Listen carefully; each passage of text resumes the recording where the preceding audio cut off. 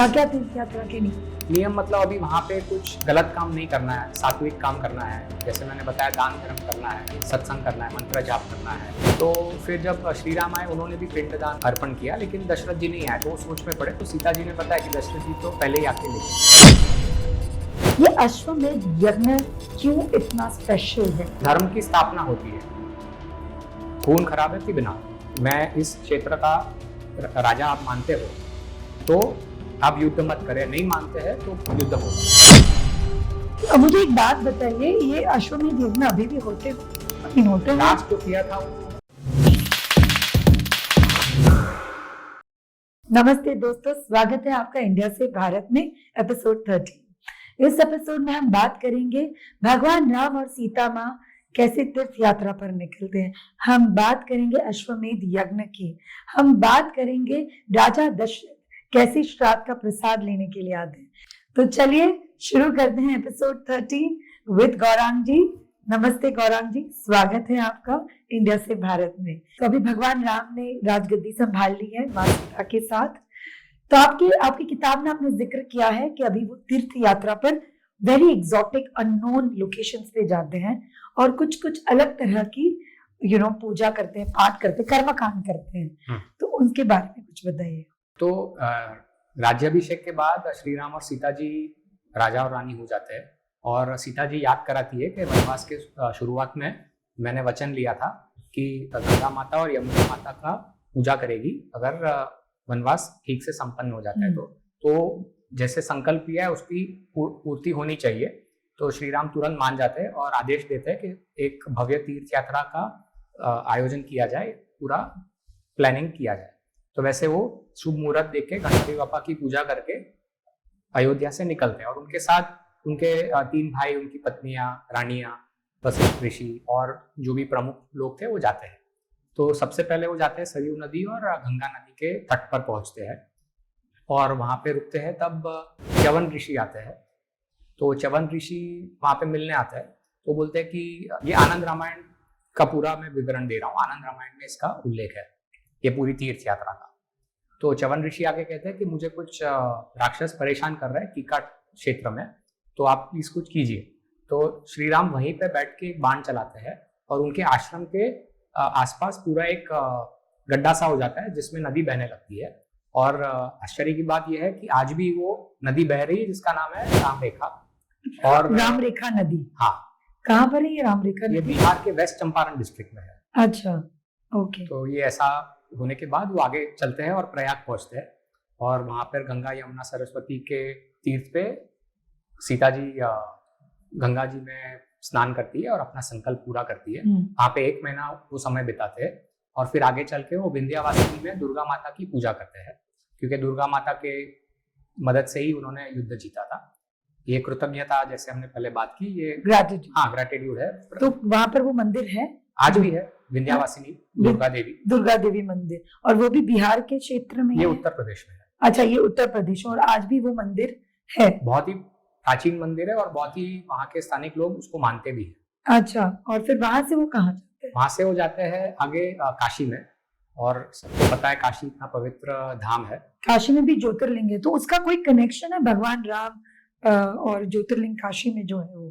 तो काशी में जो जाना था वो जरूरी इसलिए था क्योंकि वो पवित्र धाम है और तीर्थ यात्रा पे निकले हैं। हाँ। और तीर्थ यात्रा का मतलब है अपने आप को शुद्ध करना, क्योंकि हम जब एक पवित्र स्थान पे जाते हैं तो वहाँ का जो माहौल होता है, वाइब्रेशंस होता है, और वहाँ पे जो हम कार्य करते हैं उसका फल बढ़ जाता है। मतलब समझो किसी ने दान किया, या किसी ने कोई वहाँ पे यज्ञ किया या तपस्या की या मंत्र जाप किया, तो उसका वो फल बढ़ जाता है, क्योंकि वो तीर्थ स्थान है, वहाँ पे पवित्र स्थान है। और इन्होंने ये किया भी। तो उल्लेख भी आता है कि शाम को जहाँ पे भी वो पड़ा होता था उनकी यात्रा का, वहाँ पे वो सत्संग करते थे ऋषि मुनि के साथ। अच्छा, अच्छे ग्रंथों का प्रवचन सुनते थे। और काशी में वो 1 साल रहे। काशी में भगवान राम और सीता माँ 1 साल रहे। पूरा जो उनका, हनुमान जी भी होंगे, और हाँ, जैसे आपने कहा कि 3 भाई भी थे और 3 रानियां थी। तो काशी में क्या किया उन्होंने? तो काशी में बहुत अच्छा उल्लेख है कि जो भी तीर्थ यात्रा के नियम है उस हिसाब से वो रहे।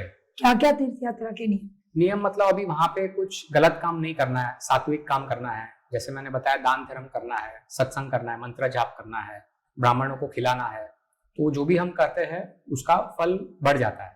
तो वहाँ पे सबसे पहले गणपति बापा एक प्राचीन मंदिर है, वहाँ पे दर्शन किए। फिर शिवलिंग जो है काशी का ज्योतिर्लिंग, वहाँ पे दर्शन किए। फिर अष्टभैरव का मंदिर है, नवदुर्गा का मंदिर है, काल भैरव के मंदिर है काफी। तो ये सब जगह पे दर्शन किया, ऐसा उल्लेख आता है। और वो दर्शन करने के बाद 1 साल उन्होंने ये सब वहाँ पे कार्य किया, और हनुमान जी ने वहाँ पे एक घाट की स्थापना की। अच्छा, कई सारे घाट है काशी में, तो हनुमान घाट भी है। तो हनुमान घाट के बारे में कुछ बताइए। तो हनुमान जी के स्थापित किया गया घाट है कि वहाँ पे लोग जब पवित्र नदी में डुबकी लगाने आते हैं तब वो घाट बनाया है। और ऐसे श्री राम ने भी एक राम घाट बनाया है, तो वहाँ पे भी 2 घाट की स्थापना की। तो काशी में हमें ये 2 घाट दिखने मिलते हैं। तो ये उसी दौरान किए थे जब वो तीर्थ यात्रा पर निकले थे। बिल्कुल। फिर आगे चलते हैं तो सोनभद्रा नदी और गंगा नदी के तट पे होते हुए, फिर गंडकी और गंगा नदी के तट मिलाप पे होते हुए वो आगे चलते हैं, और मगध देश यानी जो आज का बिहार का जो भाग है, सदर्न वेस्टर्न पार्ट, वहाँ पे गया नाम का एक बहुत ही पवित्र स्थान है जहाँ बहुत सारा श्राद्ध होता है ना गया में। हाँ, गए नाम का जो असुर था उसको वरदान था ब्रह्मा जी का, विष्णु जी का, देवों का, कि जो भी यहाँ पे पितृ का श्राद्ध करेगा उसमें पितृ को परमानेंट तृप्ति मिलेगी। तो इसके लिए गया का बहुत ही ज्यादा महत्व है हिंदू सभ्यता में। तो उन्होंने वो महत्व के हिसाब से वहाँ पे जो तीर्थ यात्रा की जो छोटी सी अंदर गया में जो प्रमुख स्थल है वहाँ पे श्री राम गए। तो उस दरमियान सीता जी वहाँ पे बैठी थी तट पे, फाल्गु नदी के तट पे, और उन्होंने एक मतलब वो खेल रही थी मट्टी से, बालू से। तो तभी दशरथ जी आए और उन्होंने पिंडदान स्वीकार किया सीता जी का, और वो चले गए। तो पर सीता माँ को पता था कि दशरथ जी आए थे? हाँ, क्योंकि पिंडदान स्वीकार किया ना। तो फिर जब श्री राम आए उन्होंने भी पिंडदान अर्पण किया, लेकिन दशरथ जी नहीं आए। तो वो सोच में पड़े। तो सीता जी ने बताया कि दशरथ जी तो पहले ही आके लेके गए। तो बोलता है कि वो पिंडदान तो हम चावल बनाते हैं, तो ये ऐसे कैसे हो सकता है? तो बोलती है ठीक है, आपको विश्वास की बात नहीं है, लेकिन आश्चर्य की बात है। तो पूछती है, वहां पे एक मैंगो आम का पेड़ होता है, उससे तभी पेड़ बोलते होंगे, इसलिए ऐसे आनंद रामायण में लिखा है। सीता जी पूछती है पेड़ को, तो पेड़ कुछ कारण से, कुछ डर होगा श्री राम का या कुछ भी, क्योंकि श्री राम का पिंड नहीं लिया था ना, तो चुप रहते। तो सीता जी श्राप देती है कि इस क्षेत्र में आपको फल नहीं आएंगे। तो आज भी ऐसे कहा जाता है कि उस क्षेत्र के जो वहां पर जो आम के बागान है, आम के पेड़ है, वहां पर आम नहीं। मैं गया नहीं हूँ, लेकिन जो शास्त्र में है वो मैं बता रहा हूँ। लेकिन जो नेक्स्ट है वो फाल्गु नदी को पूछती है, तो फाल्गु नदी भी चुप होती है। तो फाल्गु नदी को अधोमुखी होने का श्राप देता है। तो अधोमुखी मतलब पूरा फ्लो नहीं, रुक जाएगी। और आज भी वैसे ही। अच्छा, क्योंकि मैंने वो मैप में देखा तो अधोमुखी है। हाँ। फिर उन्होंने ब्राह्मण को पूछा, तो ब्राह्मण भी कुछ बोलते नहीं है। तो ब्राह्मण को श्राप देती है कि आपको धन के विषय में असंतुष्टि रहेगी। और आज है, सबको पता है, this requires no validation. Correct, but it is because के सीता जी ने श्राप दिया। लेकिन ब्राह्मण तो चाहिए, क्योंकि ब्राह्मण ही एक सारे विधि, और हमें बहुत रिस्पेक्ट है ब्राह्मण के ऊपर, क्योंकि बिना उनके कोई भी कर्मकांड कार्य अच्छा हो ही नहीं सकता है। और हमने पहले भी डिस्कस किया था कि ब्राह्मण सिर्फ जन्म से नहीं होता है, जन्म से मतलब जन्म से नहीं, कर्म से होता है। हाँ, वो जो जैसे जन्मा है वो उनको एक स्टार्टिंग पॉइंट मिलता है। क्योंकि पिछले जन्मों के कर्म के हिसाब से आपको इस जन्म का अनुभूति होती है, लेकिन कर्म से ही निश्चय होता है। और ब्राह्मण का अर्थ है जो ब्रह्म को जानता है, ब्रह्म यानी परमात्मा। ब्राह्मण को जानने वाला जो व्यक्ति है उसको ब्राह्मण कहते हैं। तो वो एक हो गया। फिर एक बिल्ली को पूछती है, तो बिल्ली चुप रहती है, तो श्राप देती है कि तेरी पूंछ जो है वो कोई छू नहीं पाएगा। इसलिए हम भी देखते हैं बिल्ली के पूंछ को छूते तो वो भाग जाती है। फिर एक गाय माता को पूछती है, तो वो मुंह फेर लेती है, तो बोलती है कि आपकी पूंछ भी पूजी जाएगी। वैसे पूरी गौ माता पवित्र है। हाँ, पर सब लोग पूछ ही पूछते हैं। ज्यादा करके पूछ को ही पूछते हैं। मैं समराइज करना चाहूंगी। सीता माँ ने आम के पेड़ को क्या श्राप दिया, सीता माँ ने फाल्गु नदी को क्या श्राप दिया, सीता माँ ने बिल्ली को क्या श्राप दिया, सीता माँ ने गाय को क्या श्राप दिया, ब्राह्मण को क्या श्राप दिया, इतने सारे श्राप दिए। But then how she proves a point. हाँ, तो और एक श्राप दिया, क्योंकि वहां पे एक पीपल का पेड़ था। अच्छा, पीपल के पेड़ को भी श्राप दिया। तो वो भी चुप रहा। तो उन्होंने कहा कि पीपल का पेड़ एक जगह पर स्थानिक हो जाएगा, आप हिल नहीं पाएंगे। तो ये भी शास्त्र में है, उस जमाने में पेड़ भी शायद हिला करते थे। करेक्ट। तो पीपल का पेड़ है, पवित्र है, तो वो भी वहां पे स्थानिक हो गया। और फिर बाद में सूर्यदेव प्रकट हुए और सूर्यदेव साक्षी बने, क्योंकि सीता माँ ने सूर्यदेव को पूजा किया, तो सूर्यदेव ने बोला कि सच बात है। और तब आकाश मार्ग से दशरथ जी भी आए और उन्होंने भी कहा श्री राम से कि ये बात सच है, मैंने स्वीकार किया पिंडदान। क्योंकि क्या है, फाल्गु में कई मुश्किलें आ सकती है पिंडदान स्वीकारने में, इसलिए वो तैयार था, इसलिए मैंने वो स्वीकार कर लिया। लेकिन श्री राम का भी पिंडदान है तो वो स्वीकार करके वो चले जाते। तो ये गया की बात हुई। और आगे बिहार में जो बिहार टूरिज्म डिपार्टमेंट है, उनके हिसाब से और 2-3 स्थान भी है जहाँ पे ये यात्रा चली, यानी सीता थापा है, सीता कुंड है, सीता जी के चरण का मंदिर है। आज भी वो तीनों है। बिहार टूरिज्म वहां पे प्रमोट कर रही है। बिहार में ऐसे कौन से स्थान है जहाँ सीता माँ ने अपनी तीर्थ यात्रा की थी? तो गया के अलावा सीता चरण का मंदिर है, सीता कुंड भी है और सीता थापा नाम का एक स्थान भी है। तो ये बिहार में अलग अलग क्षेत्र है और ये टूरिज्म प्रमोट भी कर रही है, प्रमोट भी कर। फिर वहां से कहा और कई जगह पर गई और फिर लौट के अयोध्या पहुंची। तो भव्य तीर्थ यात्रा संपन्न करके वापस अयोध्या पहुंचे। उनका भव्य स्वागत हुआ, नागरिकों ने बहुत अच्छा स्वागत किया, खुश हुए। और वहां पे नदी में, सरयू नदी में श्री राम ने एक स्नान भी किया और फिर वापस राज्य संभाला। तो वो अभी अयोध्या पहुंच गए, बेशक सब खुश होंगे। और उन्होंने अश्वमेध यज्ञ, आपने काफी बार अश्वमेध यज्ञ का जिक्र किया, चाहे वो रामायण हो, और मैंने आपकी महाभारत की भी किताब पढ़ी, उसमें भी आपने किया। ये अश्वमेध यज्ञ क्यों इतना स्पेशल है? क्या क्या तैयारी होती है इस अश्वमेध यज्ञ में? कई किस्म के यज्ञ होते हैं। राजा को जो करना होता है यज्ञ, उसमें प्रमुख है अश्वमेध यज्ञ, राजसूय यज्ञ और अग्निहोत्र यज्ञ। तो काफी लोग ब्राह्मण भी करते हैं, लेकिन ये 2 यज्ञ प्रमुख है। तो उसमें राजसूय यज्ञ में युद्ध होता है सामने वाले राजा के साथ, तो उसमें खून खराबा भी हो सकता है। इसलिए अश्वमेध यज्ञ जो है उसमें युद्ध होने की संभावना कम है, क्योंकि वो जो घोड़ा जाता है, अश्व यानी घोड़ा, तो उसमें घोड़े के आगे एक ताम्रपत्र होता है जिसमें एक डिक्लेरेशन होता है कि मैं ये राजा हूँ, ये मेरा घोड़ा है, अगर आपको मैं इस क्षेत्र का राजा आप मानते हो तो आप युद्ध मत करें, नहीं मानते हैं तो युद्ध होगा। तो इसके लिए वो, अगर श्री राम की इतनी अच्छी छवि है, इतना पराक्रमी राजा है, तो नहीं होगा ना। लेकिन धर्म की स्थापना होती है, खून खराबे की बिना, तो इसलिए वो अश्वमेध यज्ञ का सुझाव देते हैं वशिष्ठ मुनि। और इसमें जो राजा को फायदा है वो ये है, कोई भी राजा हो क्षत्रिय, तो उसको उसके पाप की शुद्धि होती है। अच्छा, उसके पाप की शुद्धि होती है। हाँ, क्योंकि जब तक घोड़ा बाहर है तब तक राजा को ब्रह्मचर्य का पालन करना है, तब तक वो यज्ञ में उसको सहभागी रहना है, तब तक ब्राह्मण और अन्य ऋषियों और अन्य मेहमानों का आदर सत्कार करना है। इसलिए ये पाप की शुद्धि के लिए भी ये यज्ञ किया जाता है। तो अश्वमेध यज्ञ में क्या क्या तैयारी की जाती है गौरांग जी? वशिष्ठ मुनि सबसे पहले एक स्थान का निश्चय करते हैं कि इस स्थान पे होगा, तो उस स्थान पर उसको पवित्र किया जाता है। उसको चंदन के पानी से वो धोते हैं, केसर भी डालते हैं। और पवित्र करने के बाद पद्म पुराण और वाल्मीकि रामायण में उल्लेख है, पद्म पुराण में ज्यादा विस्तृत उल्लेख है कि वो 1000 यज्ञ की वेदी, यानी कुंड जो कहते हैं यज्ञ का, उसकी स्थापना करते हैं। क्योंकि 1000 कुंड, हाँ, यज्ञ जो करते हैं ना, हाँ, तो वैसे 1000 कुंड उस जगह पर स्थापित होंगे। हाँ, क्योंकि 1000 ब्राह्मण ऋषि आके वो यज्ञ का संचालन करने वाले हैं, तो उतनी स्थापना होती है। बहुत बड़ा मंडप बनता है उसके ऊपर, और 24 सोने से बने हुए स्तंभ बनते हैं।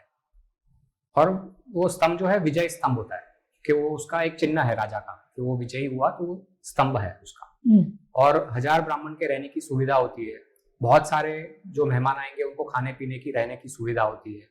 और अन्य संगीत भी पीछे चलता है, जब यज्ञ नहीं चल रहा है तो पीछे मधुर संगीत चल रहा है।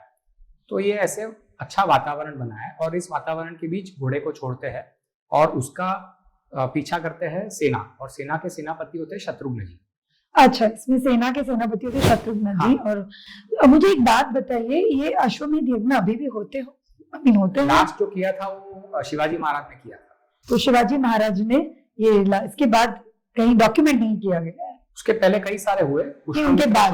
हाँ, उनके बाद कोई नहीं, मेरे ध्यान में तो नहीं है। तो लास्ट का जो अश्वमेध यज्ञ हुआ था वो शिवाजी महाराज ने किया। और औरतों, इनकी स्त्रियों का क्या पार्टिसिपेशन होता है? तो स्त्री के बिना कोई भी हिंदू जो भी विधि है वो संपन्न नहीं हो सकती है। तो जब वशिष्ठ मुनि बैठे थे यज्ञ कुंड में सामने, तो उसके सामने श्री राम और सीता जी बैठे थे। अच्छा, तो सब पत्नी चाहिए ही। हाँ, अर्धांगिनी है ना, तो उसके बिना कोई भी कार्य पूरा नहीं होगा, उसका फल पूरा नहीं मिल सकता है अगर पत्नी को नहीं बैठा है साथ में। तो ये अश्वमेध यज्ञ हो गया। तो भगवान राम ने कितने अश्वमेध यज्ञ किए हैं अभी तक? तो वैसे उल्लेख आता है पद्म पुराण में कि उन्होंने 10 अश्वमेध यज्ञ किए और 20 साल के समय के दौरान उन्होंने ऐसे 20 अश्वमेध यज्ञ संपन्न किए। तो हर एक बार जब वो यज्ञ करते हैं अश्वमेध यज्ञ, तो टेरिटरीज डिफर होती है या बढ़ती है, कम होती है, ऐसा होता है? कम तो नहीं हो सकती है, लेकिन वो घोड़े के मन के अनुसार है, वो कहाँ जा रहा है। घोड़े पे तो नियंत्रण नहीं है, उसको खुला छोड़ देते हैं, उसके मन की इच्छा के हिसाब से वो जाता है। तो हमें उसका कोई उल्लेख नहीं है कहीं। हाँ। ये डॉक्यूमेंट नहीं किया गया। तो ये 20 साल में आपने कहा कि उन्होंने 10 अश्वमेध यज्ञ किए हैं, तो मेरे मन में एक प्रश्न उठ रहा है कि अश्व यानी कि घोड़ा तो अपनी मर्जी से कौन से भी राज्य में चला जाएगा, ठीक है। फॉर एग्जाम्पल ये एक राज्य में चला गया जिसके राजा है कोई भी, हाँ जो भी वो राजा, तो दैट मीन्स कि वो राज्य राम भगवान का हुआ क्योंकि वो अश्व वहां चला गया। उसका अर्थ क्या होता है? उसका अर्थ बहुत ही साधारण है कि वहां पे अगर उसने मान्य किया कि श्री राम मेरे से सीनियर है, मेरे से बड़े हैं, तो वहां पे वैदिक धर्म की स्थापना हो गई, ऐसा मान्यता है। अच्छा। अगर वो नहीं मानता है हाँ। तो वहां पे युद्ध होता है। तो ये वैदिक धर्म की स्थापना करने का एक बहुत ही आसान तरीका है। So, अश्वमेध यज्ञ इन अ नटशेल अश्वमेध यज्ञ का ये अर्थ होता है कि यहाँ पर आप क्षेत्र पर काबू नहीं करते हो, आप वैदिक धर्म की स्थापना, यू आर प्रमोटिंग वैदिक धर्म की आप स्थापना करते हो। यहाँ पर कोई लूटमारी नहीं होती है, यहाँ पर नहीं कोई कि स्त्रियों का अपहरण हुआ या तिजोरी सारे तोड़ दिया, ऐसा कुछ है। केवल ये वैदिक धर्म की स्थापना। राजा वही का वही रहता है। हाँ। और कई ऐसे उदाहरण है पद्म पुराण में कि कोई राजा ने अगर विरोध किया और वो अगर हार जाता है शत्रुघ्न जी के सामने, तो उसने बाद में शत्रुघ्न जी के साथ घोड़े के साथ यात्रा भी की। अच्छा, यात्रा भी। तो वो उनका एलाई भी बन जाता है, उनका सहभागी बन जाता है और बढ़ता गया। तो राजा वही रहता है, लेकिन उसने मान लिया कि यहाँ पे श्री राम जी मेरे से बड़े राजा है पूरे। तो प्रमुख कारण मैं ये समझती हूँ अश्वमेध यज्ञ का ये है वैदिक धर्म की स्थापना। बहुत अच्छी तरह से आपने हमें समझाया है। गौरव जी, ये तो हुआ अयोध्या जब पहुंचे और अश्वमेध यज्ञ के बारे में। I just want to do it और अ बिट। आपने बोला था स्कंद पुराण के हिसाब से और कहीं अन्य जगहों पर भी गए थे जब उन्होंने राज्य संभाला था तभी, तो वो कौन सी जगह थी? ऐसे और कई कहानियां हैं। एक कहानी ये है कि वो कुरुक्षेत्र में गए थे। तो कुरुक्षेत्र मतलब आज का जो हरियाणा है, वहां पे सूर्य ग्रहण में जाके उन्होंने वहां पे जो पवित्र कुंड है ब्रह्मा जी का, वहां पे स्नान किया था। आज भी ऐसी मान्यता है कि सूर्य ग्रहण के समय वहां पे लोग जाते हैं।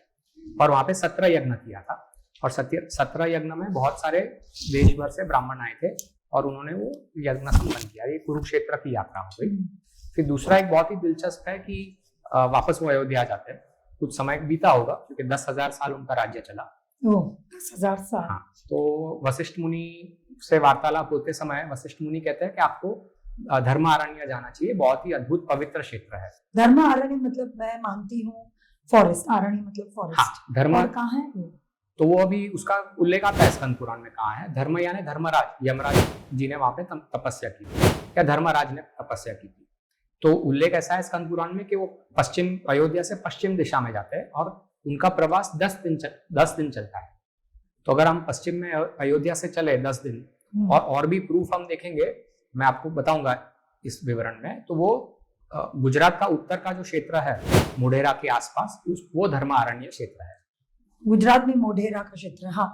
वहां पर और कौन कौन से मंदिर है? मतलब आपने किताब में भी काफी जिक्र किया है कि मोढेरा है और भी, I am not getting the names, if you can explain कि वहां कौन से मंदिर है गुजरात में रामायण के कनेक्टेड टू रामायण, कौन से मंदिर है गुजरात में? तो पूरा जब पूरी टोली जब वहां पे पहुंची श्री राम के नेतृत्व में, तब उन्होंने देखा वहां पे जो प्रमुख स्थान है वो पूरा बंजर है, कोई लोग नहीं रह रहे।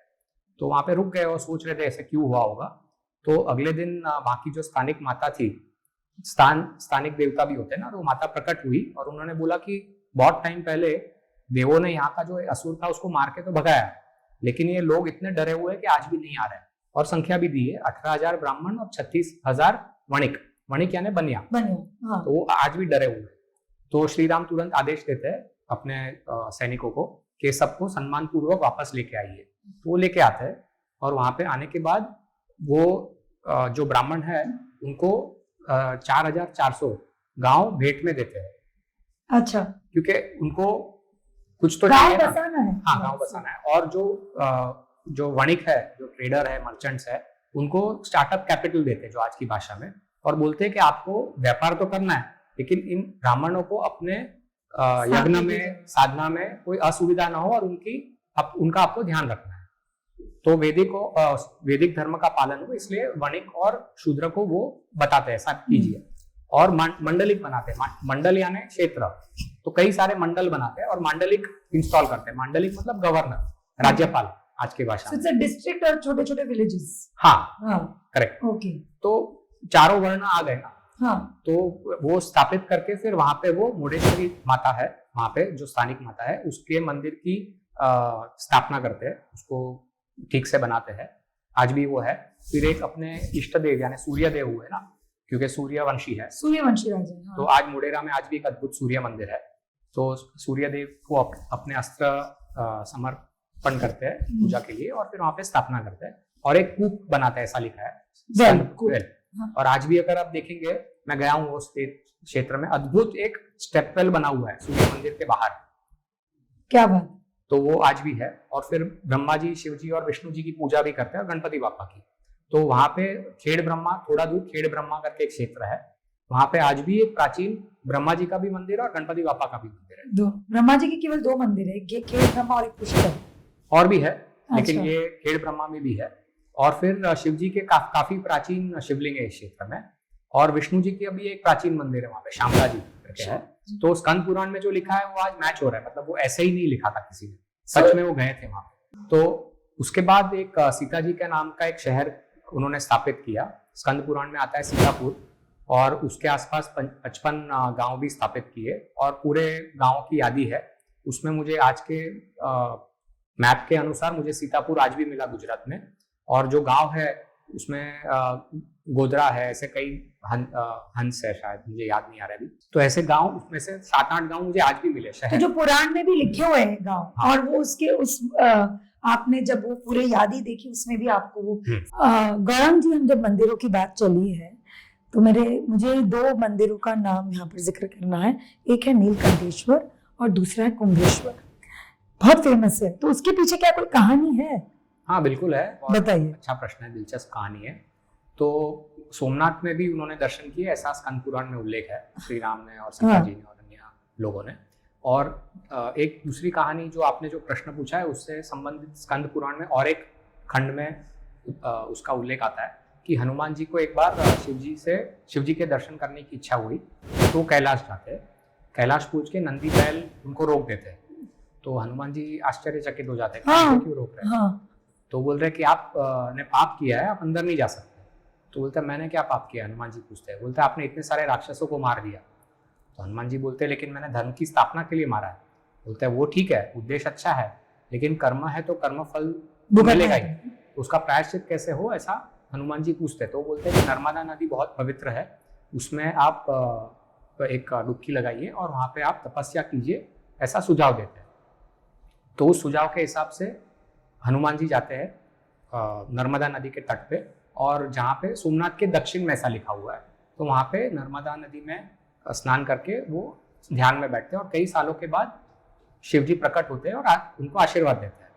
तो मेरे हिसाब से ये क्षेत्र हुआ जहाँ पे नर्मदा नदी समुद्र में मिलती है, भरूच के आगे नीलकंठेश्वर महादेव, तो वहाँ पे हनुमान जी की भी मूर्ति है और एक प्राचीन शिवलिंग भी है। तो ये नीलकंठेश्वर की कहानी है। और कुंभेश्वर मंदिर के बारे में बताइए। तो अभी हनुमान जी वापस लौटते हैं, आशीर्वाद लेके अयोध्या पहुंचते हैं, और श्री राम और लक्ष्मण जी को बताते हैं कैसा ऐसा हुआ।